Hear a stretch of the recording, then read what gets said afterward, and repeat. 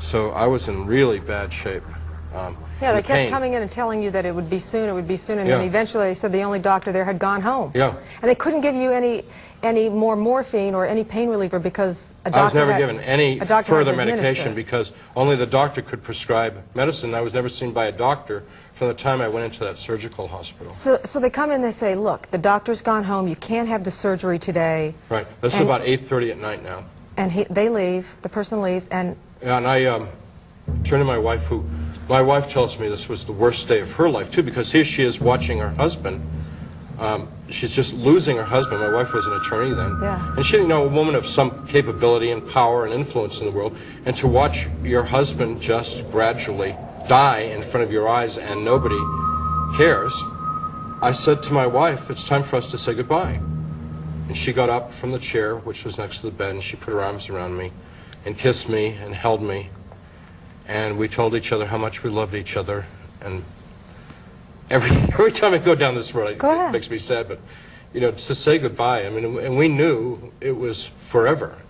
And I knew that when you die, I mean, I knew this absolutely positively, when you die, that's it. There is nothing else.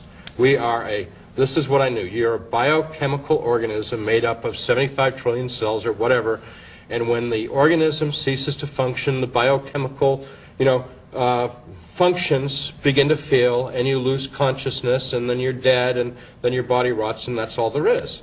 And anything that would be left of you would be like maybe your kids or something would remember you for a generation, or maybe if you made something like a bridge or some artwork, you'd be remembered for a little while. But that was it. I mean, I knew that, absolutely. And everybody I knew that.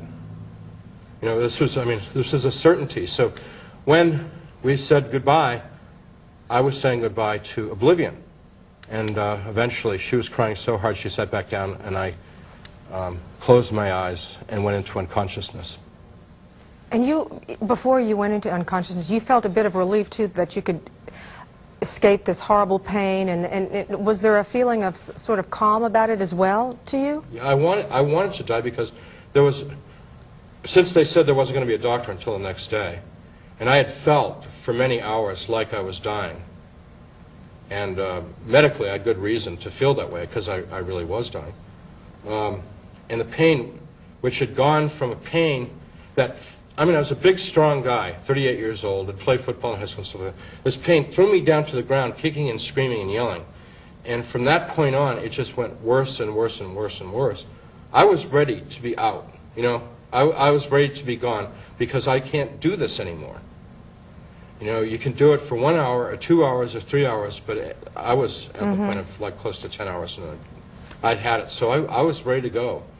And so here, people ask me all the time, were you dead? Well, it's an impossible question to answer because I had no medical attention. No one ever took my temperature. Nobody ever put the blood pressure cuff on me or anything. So nobody was examining me. But the fact of the matter was, it's a ridiculous argument. I was dying.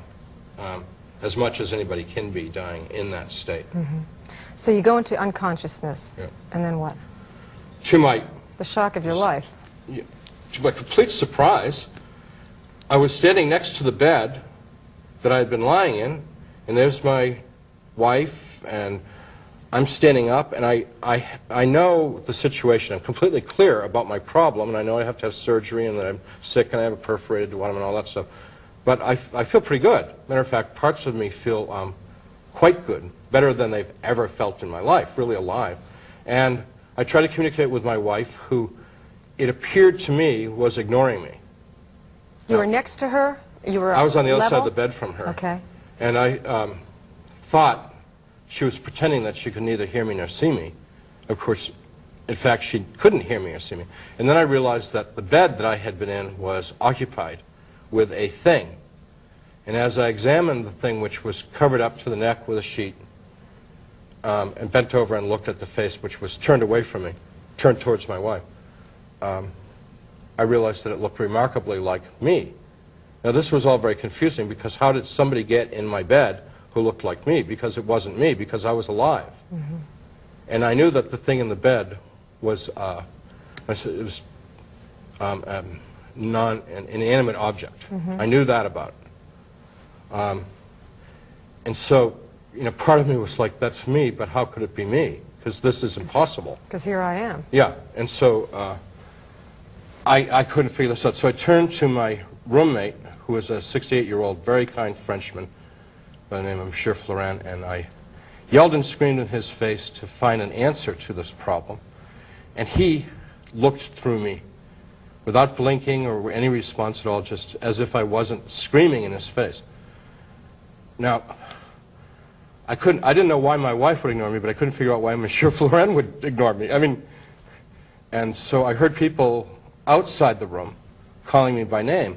And so I went over to the doorway of the room, and I said, "Are you from the doctor? I'm really sick. I have to have surgery.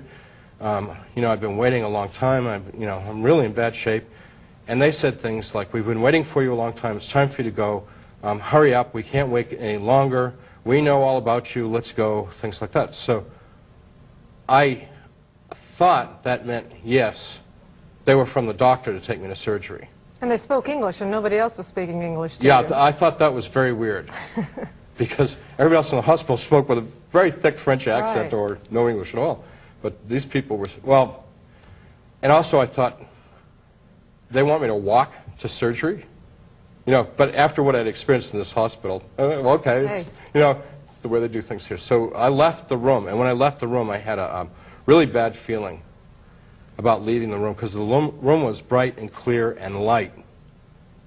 The room was very bright. There was a lot of light in the room. And the hallway was hazy. It wasn't dark. It was just foggy and hazy and dim and very unclear. But I went with these people, and I had a strong sense that I was leaving that room forever.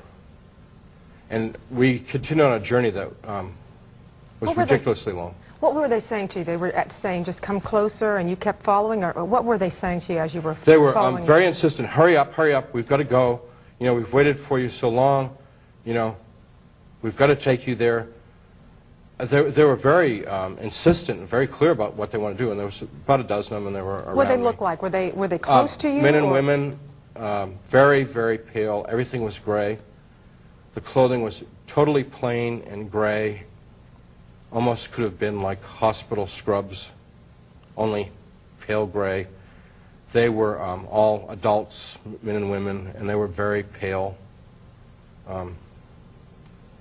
And I mean, they weren't particularly scary at this point. Right. And as we went along, they became crueler and more insistent. And When you say crueler, what let's were go, come on, you're slowing down. Keep going, keep moving. And they made fun of you, too. Yeah, and they started ridiculing me and things like that. And I started to get really scared, but where was I to go?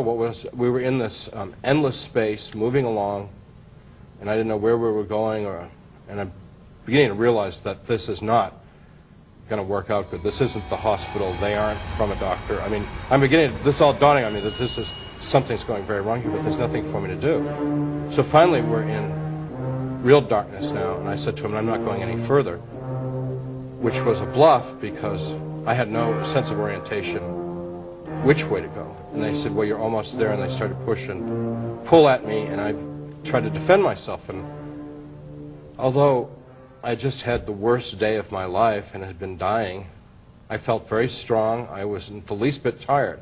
But the fight was, the sensations of the fight were just like if it had happened in this world. You know, when I hit them, I felt it.